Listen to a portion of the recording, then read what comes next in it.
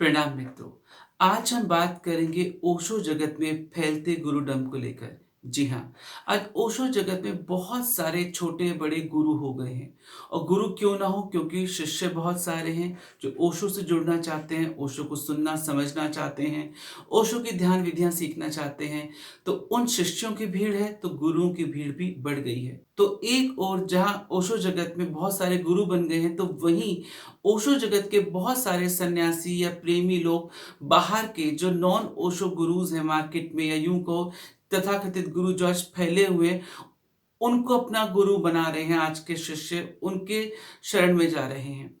किसी की शरण में जाना, किसी को गुरु बनाना कोई गलत बात नहीं है, अच्छी बात है, मार्गदर्शन किसी से भी मिले। लेकिन ओशो के होते हुए, ओशो की इतनी सारी देशनाओं के होते हुए, या यूं कहो एक गुरु के होते हुए भी वो दूसरा गुरु क्यों करते हैं? तो उनका एक ही उत्तर होता है कि ओशो ने स्वयं कहा था कि मेरे बाद किसी जीवित गुरु को तलाश लेना। इस वाक्य को लोग नहीं समझे हैं और लोगों ने बस ये सोच लिया कि गुरु चाहिए ही चाहिए। फिर वह ओशो जगत में कोई भी गुरु हो, उसको गुरु बना रहे हैं, या जो अपने से भी अनुभवी हो, या ओशो जगत के बाहर के जो तथाकथित गुरु आजकल हैं, उनकी शरण में जा रहे हैं।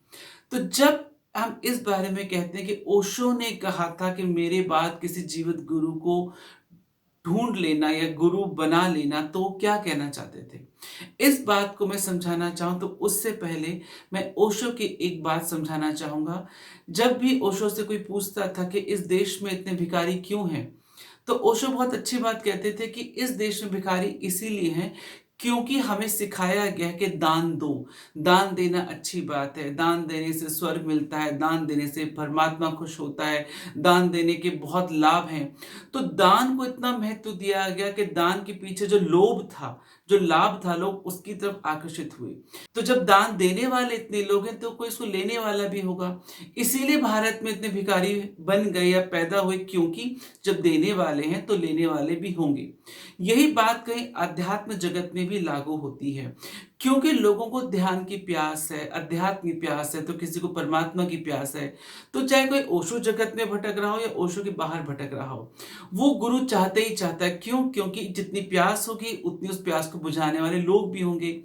यही कारण है कि न सिर्फ ओशो जगत में, बल्कि ओशो के बाहर जगत में भी डेली कोई ना कोई गुरु पैदा हो रहा है। और गुरु इसलिए पैदा हो रहा है क्योंकि इतने सारे शिष्य हैं, इतने सारे इच्छुक हैं, जिज्ञासु हैं, जो चाहते हैं कि कोई उनका मार्गदर्शन करे। लेकिन आज हम यहाँ पर बात करेंगे ओशो की इस बात पर कि लोग जो हैं, खासकर ओशो सन्यासी या ओशो प्रेमी, वो ओशो के रहते हुए, यानी चाहे आज उनकी बहुत सारी वीडियोस हैं, ऑडियोस हैं, ध्यान विधियां हैं, सब कुछ है, उसके बावजूद भी वह ओशो ही जगत में किसी और को अपना गुरु बनाए हुए हैं। क्यों? और बाहर की जगत में भी किसी को गुरु बना रहे हैं, तो क्यों? क्या उन्होंने इस सेंटेंस को समझा? जब ओशो ने बात कही तो क्यों कही? अक्सर होता क्या था कि बहुत सारे लोग ओशो से पूछते थे कि आज आप देह में हैं तो सब ठीक है, कल आप नहीं होंगे तो हमारा क्या होगा?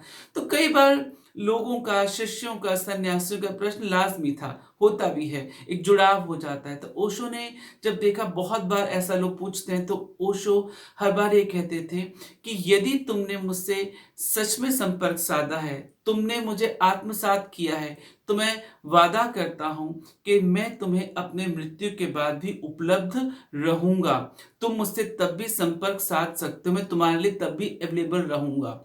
लेकिन यदि तुमने मुझे आत्मसात नहीं किया है, यदि तुम्हारा मुझसे संबंध नहीं हुआ है, तो तुम्हें पूरी स्वतंत्रता है कि तुम मेरे बाद एक जीवित गुरु ढूँढ सकते हो। तो लोगों ने ये सेंटेंस तो याद रखा कि मेरे बाद जीवित गुरु कर लेना या कर सकते हो, वो ओशो ने ही कहा है। लेकिन ओशो ने किसको कहा है, किस संदर्भ में कहा है, क्यों कहा है, वो पहले का सेंटेंस बहुत कम लोग जानते हैं या समझते नहीं हैं। ये ओशो ने उनके लिए कहा जिन्होंने ओशो को पिया नहीं, समझा नहीं, संबंध स्थापित नहीं किया, आत्मसात नहीं किया। तो ओशो ने कहा कि यदि यदि इस यदि को ध्यान रखना, यदि तुमने मेरे साथ संबंध स्थापित नहीं किया, आत्मसात नहीं किया, तो तुम्हें पूरी स्वतंत्रता है। इसका मतलब यह है कि जिन्होंने भी ओशो को नहीं समझा, ओशो को नहीं पिया, ओशो उनमें नहीं उतरे, या वो ओशो पे नहीं उतरे, ये उनकी कमी है। तो उनकी यात्रा ना रुके, इसीलिए ओशो ने उनको एक स्वतंत्रता दी कि आप जीवित गुरु करना। लेकिन इसका अर्थ ये हो गया कि अब जिन लोग के सामने ओशो सधे जीवित नहीं है, उन्होंने तो एक एजेंडा सा उठा लिया कि हम गुरु ढूंढ के ही रहेंगे। और इसका कारण क्या हुआ, दुष्परिणाम क्या हुआ, जब लोगों ने देखा कि आज के नए लोगों को, जिन्होंने ओशो को नहीं देखा या सदेह नहीं देखा या उतना नहीं पिया, तो उनको तलाश है। और इस सेंटेंस को आगे कर दिया कि ओशो ने खुद कहा था कि जीवित गुरु तलाश लेना, तो अब गुरु बन बैठे हैं। तो ये जो गुरु बनने का जो लोगों में चस्का चढ़ा है, क्योंकि जो रियल सन्यासी है वो कभी गुरु बनना नहीं चाहेगा, क्योंकि जो हमारा गुरु है यानी जो ओशो हैं, वो खुद गुरुडम के खिलाफ रही हैं। लेकिन इस सेंटेंस के चलते जो प्यास को देखते हुए लोगों ने अपने आप को गुरु बनाना शुरू कर दिया, और आज गुरुओं की कमी नहीं है।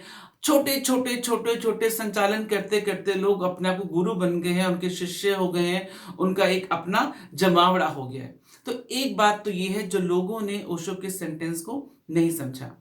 दूसरा कारण, जब भी लोग ओशो से गुरु के महत्व की बात करते थे कि गुरु को क्या महत्व है, तो ओशो ने हमेशा गुरु का महत्व परमात्मा से ज्यादा दिया। और उसके बहुत सारे कारण बताए जो अपने शास्त्रों में भी है कि हम गुरु को क्या महत्व देते हैं। लेकिन जो ओशो ने एक बात पे जोर दिया लिविंग गुरु पर या गुरु पे, वो इसलिए दिया कि ओशो ने कहा कि तुमने कभी परमात्मा को नहीं देखा, वो तुम्हारी कल्पना की बात है, दूर की बात है, लेकिन तुम गुरु को देख सकते हो, अपनी आंखों से देख सकते हो, उससे संपर्क साध सकते हो, वह तुम्हारे जैसा है। तो तुम गुरु को देख के प्रेरणा पा सकते हो कि वो भी हमारे जैसा है, वो भी हमसे होकर निकला है, कभी वो भी हमारी जगह खड़ा था, अब हमसे ऊपर उठ के अलग हुआ है। तो तुम्हें प्रेरणा मिलेगी, तुम भी जाग सकते हो कि वो भी कभी सोया था, अब वो जाग गया है, तो तुम भी हमेशा सोए मत रहो। तो ओशो ने अगर गुरु को महत्व दिया तो इस कारण से भी दिया। अगर ओशो ने ये भी कहा कि तुम गुरु करो, तो एक उत्तर ये भी था कि तुम गुरु से संपर्क साध सकते हो, उसके साथ तुम संवाद स्थापित कर सकते हो, वो तुम जैसा है, तुमसे होकर गुजरा है, वो तुमको समझ सकता है, तुम्हारी सुन सकता है। पत्थर की मूर्ति, कागज की तस्वीरें कभी रिस्पॉन्ड नहीं कर पाएंगी, क्योंकि तुम्हारा उनसे संपर्क नहीं बनेगा। ये जीता जागता है। तो जीता जागता होने के नाते, तुम्हारे जैसा होने के कारण, इंसान जैसा होने के कारण ओशो ने गुरु को महत्व दिया। और कभी बाद में उन्होंने ऐसा कहा भी कि मेरे बाद जीवित गुरु ढूंढ लेना। तो इन बातों को लोगों ने मिला दिया। तो अब लोगों को लगता है कि गुरु तो चाहिए ही चाहिए। नो डाउट, इसमें कोई दो मत नहीं है कि हमारी आध्यात्मिक जर्नी में, हमारे रूपांतरण में गुरु का महत्व है। वो बात नहीं हो रही कि गुरु का महत्व नहीं है, हमें गुरु नहीं करना। कहने का मतलब सिर्फ ये है, लेकिन ये एक्सक्यूज देना और इसीलिए अपने आप को छोड़ देना कि हमें तो गुरु चाहिए, गुरु चाहिए, इसीलिए गुरु बहुत पैदा हो रहे हैं और आप बाहर जो नॉन ओशो गुरुज हैं वहां पे भटक रहे हैं। क्यों?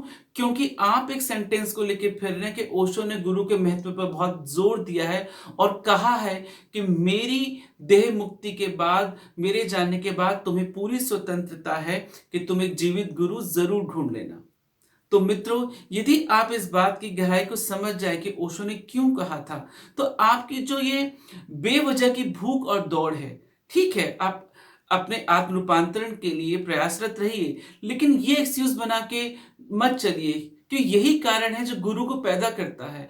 आज इस धरती पर, ओशो जगत में या बाहर, इसलिए इतने गुरु हैं क्योंकि हमें सिखाया गया है कि तुम अच्छे शिष्य बनोगे, गुरु की सेवा करोगे तो गुरु परमात्मा दिलाएगा।